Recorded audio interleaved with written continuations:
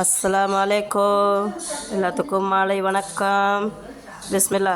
வாங்க, இங்கே சுட சுட டீ இருக்குது. இங்கே பருப்பு வடை செஞ்சுருக்குறேன்.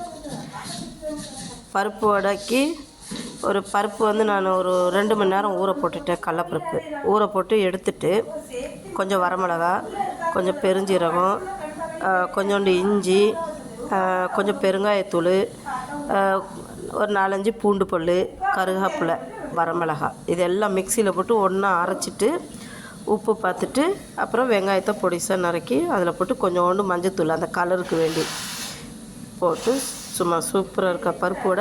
பருப்பு ரொம்ப நைஸாக இருக்கக்கூடாது, கொஞ்சம் இப்படி பிறுபிறுன்னு இருக்கணும். அப்போ தான் அந்த பருப்போட சாப்பிட்றப்போ நல்லா கிறிஸ்பியாகவும் இருக்கும், மொறு மொறுன்னு வருங்க. எப்படி இருக்குன்ட்டு பருப்போட செம்மையாக இருக்கும்.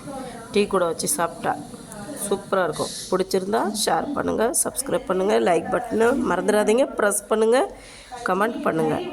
தேங்க்யூ. வாங்க, பிஸ்மில்லா.